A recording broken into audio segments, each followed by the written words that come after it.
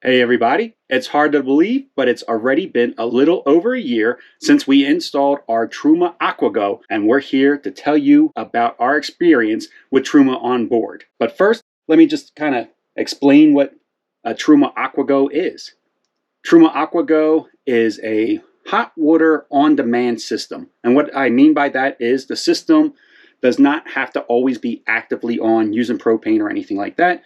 We just have the system on when it senses that we open a faucet in the RV. It senses that that faucet is open. It turns on the water heater and we get hot water right at the faucet. So literally on demand, it's as you need it. Compare that to what we used to have, which was a 6-gallon water heater. The way that worked is if we wanted hot water and we turned it on, we would have to wait up to 25 minutes before we actually had any hot water. And the other nice thing about the Truma AquaGo is that it is consistently putting out that hot water. So once you do turn it on and it gets the temperature, it stays that temperature pretty much until you run out of water. Whereas our 6-gallon water heater, if I took a shower, I could actually use up that hot water. And then when it was time for Sabrina to take a shower, she would have to wait another 20 to 25 minutes for that water to heat up. Now we're able to take showers back to back. It saves time in the morning getting ready, and it's just super convenient for us. Also, because of the way the Truma AquaGo works, it's very efficient. Like I mentioned, it's an on-demand system. You have it on. It's not using propane throughout the day until you open a faucet, and then it senses, turns on the heat, starts pulling propane, heats the water for the time that you need it for. You turn that faucet off, it shuts the propane off, and it's not using propane all day long. It's just using it as you need it. And I think we'll talk a little bit about that a little bit later, just how long it stretches our propane tank now. But before we get too far into this video, Sabrina would like me to let you know that I was wrong and she was right about the Truma AquaGo. So I always thought the way to go was just to turn the system on Eco and just leave it on Eco all day long. And that's how I would take my showers, and that's how, I would wash my hands or wash dishes and stuff like that. And I will say, for the most part, for 90% of the time, that is correct. I'm still holding that is the great way to use the system. But Sabrina always liked to switch the system to comfort mode when she went into the shower. And I guess I never really gave it a chance. And I said to her, I was like, I think the eco mode is perfect for my showers. I don't notice anything. But I feel like you said good enough. And I was like, oh, but I don't shower well enough. I need something that's good, like really good, like hot water. So it was beautiful. And I typically don't need crazy hot water. I'm usually the one adding a little bit of cold water to the system, trying to cool it down. But I don't know what it is about that. That comfort system is just a little bit better. And it's a hard thing to describe because I can't put my finger on it. What's really better about it? I feel like maybe the water is just a little bit more consistent. Neither system will get cold or scald you, but on comfort, it is just a little bit more comfortable. And I find myself, while dry camping and boondocking especially, that I am leaving the system off completely. And then when it's time for me to take a shower, I switch it over to comfort because that water gets hot so fast that when I'm boondocking, I feel like I'm saving water on the comfort mode while boondocking because the water gets hot so fast.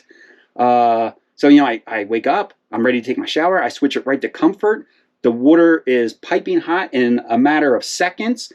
When I turn on the water in the shower, it's under 60 seconds and the water's coming out of that shower hot already. So that's less water being wasted. I don't know. It's I'm telling you, it's a minute difference. It really is, because the eco works almost the same, but it's just that slight little bit. I'm hooked on the comfort now. Sabrina has convinced me. I was right. So I think it's funny how fast you get accustomed to luxury items. And I had already said, after using this system, every RV we have in the future is going to have an AquaGo because I have just gotten so used to it. I love it. I don't ever need to worry, even when I'm washing my hair, which is a process in itself. And I don't need to worry about running out of hot water. And that's wonderful. That's a great way to describe what happens while you're washing your hair. It is a process. You're in there for a long time. And before the AquaGo, you used to go to like the bathhouses or a shower at a campground to do your hair because our 6-gallon tank wasn't enough really to keep up with your process. Yeah, it wasn't great. Even if I did do it in here, what I would have to do is shut off the water while I'm like lathering my hair with shampoo and just like plan ahead and actually like ration the hot water throughout, and it wasn't great. So yes, the campground was always the better option. Yeah. Yeah. I mean, now with the AquaGo, I would say showers in the RV are better than what we had in the house, even. And we actually did something to remedy that.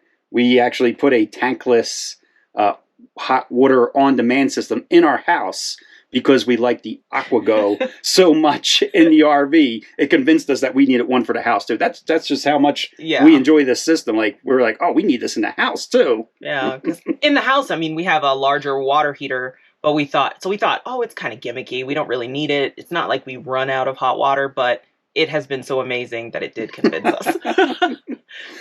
Yeah, and like you said, I consider this almost like a luxury item. And I do feel like when we normally tour other RVs, like the higher end model RVs seem to have the AquaGo in there. So I would definitely consider it like a luxury item or luxury appliance. So the other great thing about the AquaGo for me, not so much Sabrina, I guess, is the ease of maintenance. So we just had this for over a year and no maintenance, completely maintenance free for that entire year. I'm about to clean out the tank. They call it decalcification. So it is mostly a self-cleaning system. It just has a couple tablets that you install. There's a few steps, and then the system kind of cleans itself. No tools involved. Compared that to our old tank, our 6-gallon tank, that I had like a little special wrench that I had to get to a plug to unscrew, and it just, if anybody knows what I'm talking about here, you'll understand like that plug in our old water heater was in a really difficult spot to try to get to, and it was just always a hassle. This is I mean, just the fact that there's no tools involved makes it really easy if you had to do any maintenance on this at all. It's been carefree living with the Truma AquaGo, and that's a big plus for me, as I'm the one that's taking care of mostly everything in the RV. Yeah, I just live here. So just some closing thoughts to share with you guys. We have some exciting news about the future of our RV travel. Nothing is changing with our Class A motorhome, but we are in the process of shopping for a travel trailer. And based on what Sabrina just told you earlier, you know that this travel trailer will either A, have a Truma AquaGo pre-installed, come right from the factory with it, or we'll have to do what we did with this RV and install one aftermarket. Either way, it's getting a Truma AquaGo. But we're really excited about the future of travel, RV travel. Like I said, we're going to keep our Class A. We have big plans for this travel trailer with some, I guess we could call it international travel with it. But stay tuned for all that. And we appreciate you guys watching the video. If you have any questions for us about the Truma AquaGo, leave them down in the comment section. I will do my best to answer them. If I don't know the answer, if Sabrina doesn't know the answer, we do have contacts over at Truma, and we'll be able to send a question to them, and they respond fairly quickly, and I'll be able to get your answers to you. So if you like the video, give it a thumbs up.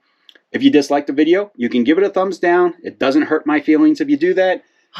It makes me sad, so don't give us a thumbs down. Of course, you can share, and if you are not following us already, hit the subscribe button. It is completely free to do so. All right, everybody, take care, safe travels, and we will catch you next time. Bye, everyone.